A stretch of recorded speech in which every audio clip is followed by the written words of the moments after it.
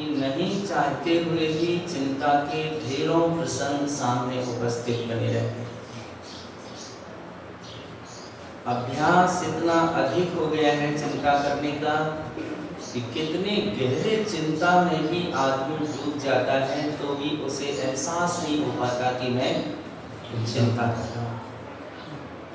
लेकिन जब चिंता का क्लेश अनुभव में आता है, दुख अनुभव में आता है, जब टेंशन बढ़ता है, ब्लड प्रेशर बढ़ता है,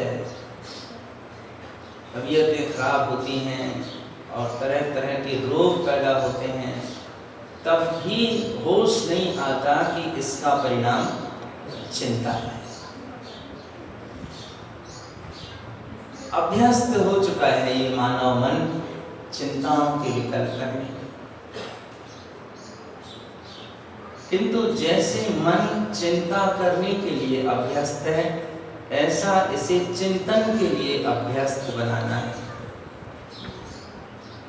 चिंता विकल्प पैदा करती है, चिंतन निर्विकल्पता का मार्ग खोलता है। चिंता आकुलता देती है, चिंतन से व्याकुलता प्राप्त होती है। चिंता अशांति का कारण है, जबकि चिंतन से शांति उपलब्ध होती है। चिंता मन को व्यथित कर देती है, जबकि चिंतन मन को स्थित कर देता है। चिंता परोन्मुखी दृष्टि है, जबकि चिंतन आत्मोन्मुखी दृष्टि है। चिंता दुखदायी है, चिंतन सुख की उपलब्धि का सबसे बड़ा साधन है। इसलिए चिंता छोड़कर चिंतन का मार्ग बनाना, ऐसी प्रेरणा कल गुरुदेव ने दीवान अर्घ गाथा में दी थी कि एक मुहूर्त के लिए हर पल भर के लिए सही जुगयम खंड सुधार रयण अणुवम निमिषम सुसमयम। ये जुग है, आत्मा का और शरीर का जोड़ा है। इसे खंड खंड कर भिन्न भिन्न जानो, जीव जुदा ये दोनों भिन्न भिन्न हैं। खंड भेद ज्ञान करके दो को दो स्वीकार कर, इसी में कल्याण सुधार, इसी में हित है। रयण अनुभव निमिषम सुसमयम से, अपने अनुपम रत्नत्रयमयी स्वरूप का एक निमिष भर के लिए तो उसे जीतो, उसका विचार करो, उसका चिंतन करो। घटेयम तुंज घड़ी भर, और उससे और ज्यादा मुहूर्त 45 मिनट, पहर पहरम दुई तीय प्रहरम, दो पहर और 3 पहर, चतुर प्रहरम 4 पहर, दीप्त रहने दिन रात, वर्षम स्वभाव, वर्ष भर तक यही काम करते रहो। वर्षम क्षिपति, वर्ष भी समाप्त हो जाए। सुआयु काल कलनो, जितनी भी आयु का सद्भाव हो, पूरी आयु भर कलनो आत्म ध्यान में गुजारो। ये रास्ता है चिंतन का। चिंतन भेद विज्ञान पूर्वक होता है, तत्व निर्णय के सहारे होता है, जबकि चिंता संसार, शरीर, संयोगी, पर पदार्थ, माया, मोह और जगत के जितने भी संसाधन हैं,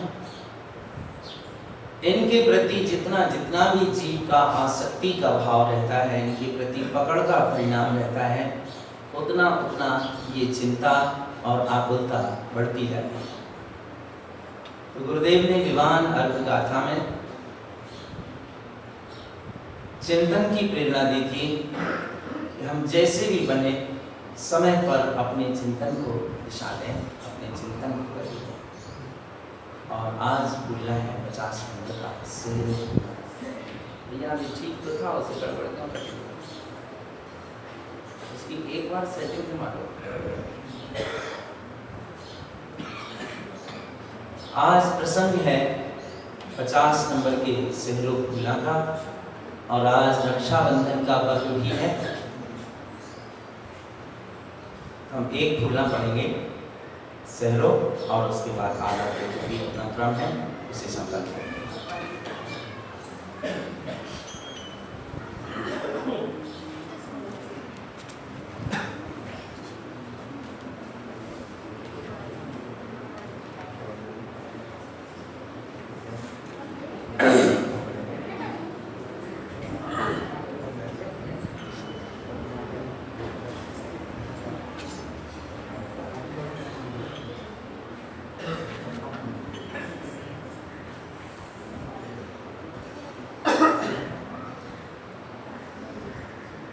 अक्षरी तम अमी रमन रस रसीय सहज चिन्ह से।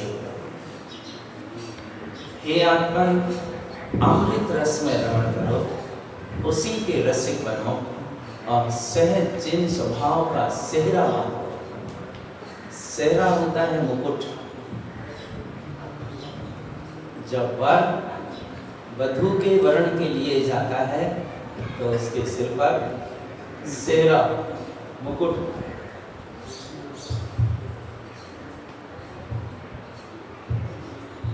आचार्य कहते हैं, अब तुम मुक्ति श्री को प्राप्त करने वाले हो, मोक्ष लक्ष्मी का वरण करना है, तो सेहरा बांधो। आएगा वीतरागता का,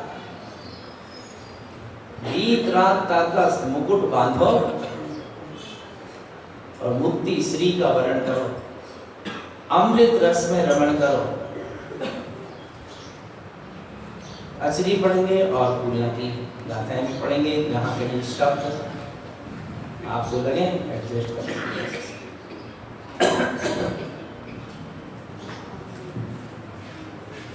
तम अमी रमन रस रसीय सहज जिन से हरो, तम अमी